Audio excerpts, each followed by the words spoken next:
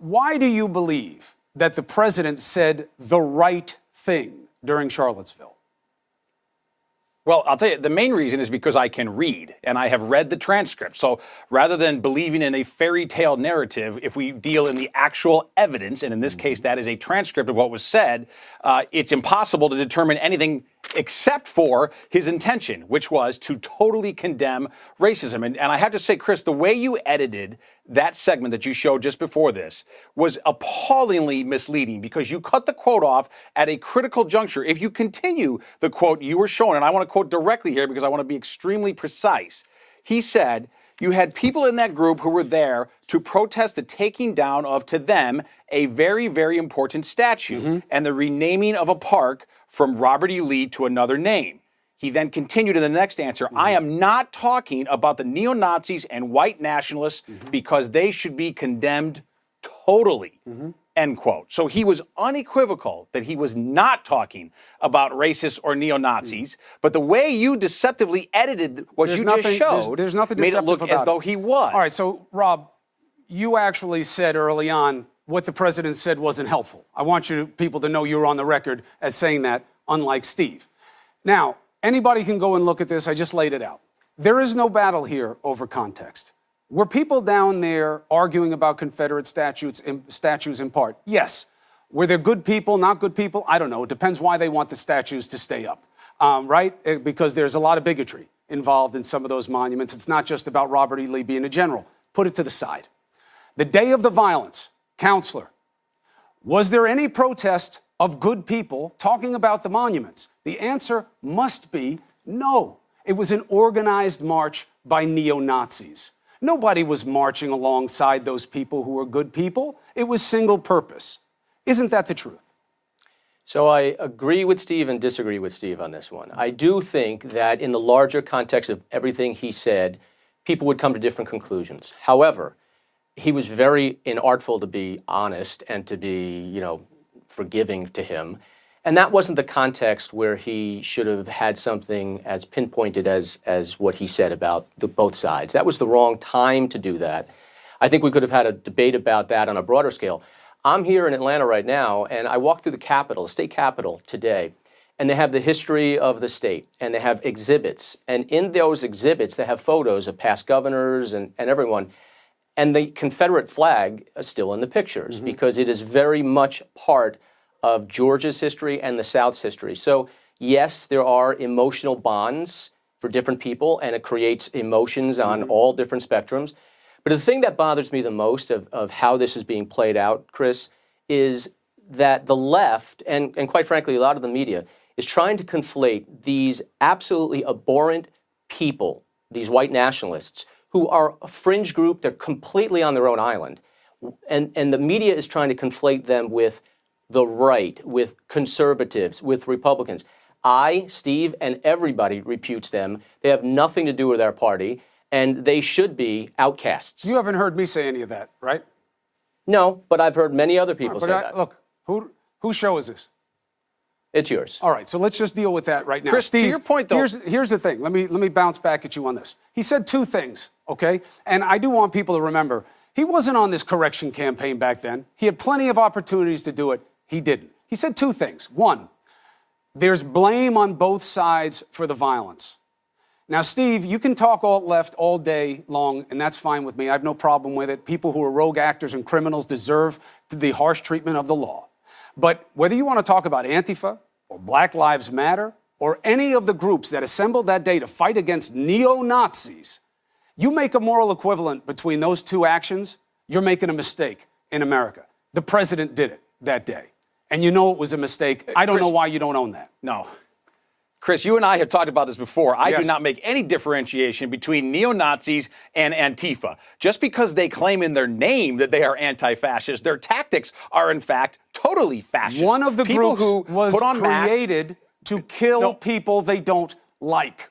The other group, and so was Black Antifa. Lives Matter, Antifa has hangers-on and aberrant actors within their ranks. But And the groups no. were not created to not destroy aberrant. parts of humanity. It's Come on, not Steve. aberrant within Antifa. They put on masks and helmets, and they show up with clubs to damage property There and are to bad hurt people. elements They are within the thugs. group. They are America's brown shirts, and there is no difference between Antifa and those neo-Nazis. Both sides are thugs. Both sides are reprehensible. Look, here's the point about both sides is a lot of really nasty people showed up there intending to do harm, and that's terrible. There were also very good people on both sides. And by the way, you say there was no one good protesting on to maintain It was statues. a neo-Nazi who would disagree with you rally. Who would disagree with you is the New York Times. The New York Times, who quoted in August, they interviewed Michelle Percy, who showed up with a group of people who, according to the New York Times, had no interest in racism, but they did have interest in free speech and in preserving Did she Confederate march monuments. So those people alongside the were there. neo-Nazis? Those people, Did they she were march in the same, they were alongside in the Charlottesville Not that together. day for that march, look, Steve. Chris, and that is the confusion yes, of it. she was there. And No, she did not march and look, here's next the to thing. neo-Nazis, Steve. And you know Here's it. what's not confusing is that the president said, I am not talking, this quote, I am not talking about white nationalists and neo-Nazis because they should be condemned totally. I mean, which part of that can we not grasp and understand? Well, So one, at worst, let's just contextually, say he wasn't being asked about the protests when he said the good people on both sides part. So even if you want to chalk it up to, all right, he was talking about a different aspect of it at that time, but he didn't mean what you think he meant. Fine. He gave a moral but we equivalence know he's- to people on both sides of the violence, and I've never heard that from a Well, once president again, before, Chris, the people fighting against the Nazis are as bad as the Nazis. Steve, you tell me. No, you when has continually, anybody we've had else this said- debate many times. You're trying to tell me that Antifa, simply because they're leftist, violent leftists, that they are somehow morally superior to Is the violent far purpose rightists. And of I'm saying Rob both Astorino, of those hold on a fringe second. I hear elements how you are feel about equally this. reprehensible. Rob Astorino, Well, you cannot say that Antifa was designed to kill the people that they don't like. it doesn't matter what they were designed for, it's what they're becoming. And they are becoming not just radical, they are becoming violent, and they are going to kill people. And that has to be condemned just as harshly as any other hate group out there So what that you tries think to a prevent group is people. becoming and may be someday, No, what you they are believe now is equal to No, Nazis. what they are, Chris, No, what they are. They have taken over Portland. You know, when they had that incident, the police won't even respond because they've become so violent. Look, these are here's areas an of e- here's concern an that easy test. everyone has to be Nobody's concerned disagreeing with the about. criminal activity. As soon as a protest becomes a riot, you're criminals, and you should be treated that way. That's the law. That's simple. Yeah. And these All I'm going to thugs, say is these this. thugs have pipes, they You have will look bricks, at Black and they hurt Lives people. Matter. I've been with those people in the streets. You can talk about Antifa. I've watched them in the streets protesting in different situations, okay? There are certainly aspects of them that are true to a cause. That is a good cause. They want social justice. They want whatever they want in that context.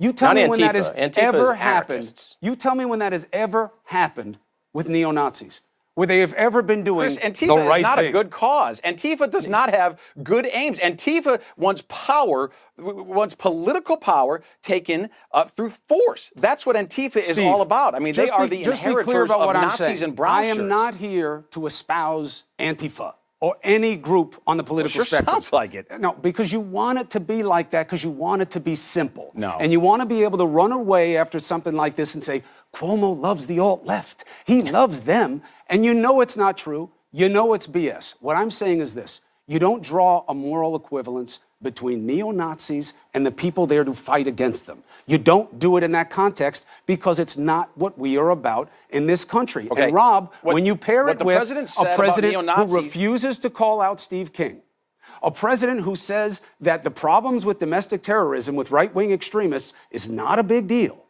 but he talks about Islam hating all of us when they are nowhere near responsible for what we're dealing with here in terms of death and attacks as the right-wing extremists. When you put it all together, it makes you wonder, Rob, why is he so soft on one and so loud on the other? Help me understand. He said condemn totally. He does not He said talk about the condemned people who totally. attack these synagogues and who attack Muslims the way he does talk about Muslims who do the attacking, and you know it. And if Really? you want, You know who would I'll dis- send you you know who would volumes disagree with of his you? statements. Yeah, who? Okay, you know who would disagree with you about that is Rabbi Goldstein today. Yeah, I heard that him. heroic man. I heard who him, spoke, and I who respect spoke his about the pain and I president, respect his message.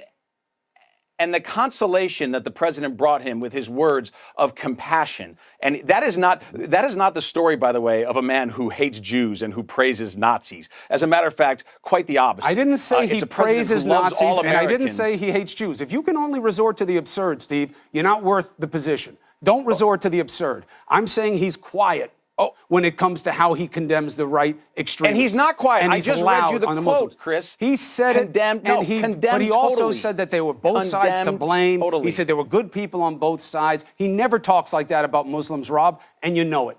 He says all of Islam hates us. Have you ever heard him go after any of these people who've done these attacks in the synagogues, these right-wing extremists, the way he does go after Muslims?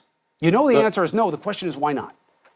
Look, Chris, here's the argument that I'm hearing right now, and I see it all the time in the media, and the Democrats love to push this, that neo-Nazis and white supremacists equals Republicans. No, I'm not saying any of that. I'm asking you why he's so quiet on it and so loud on the other.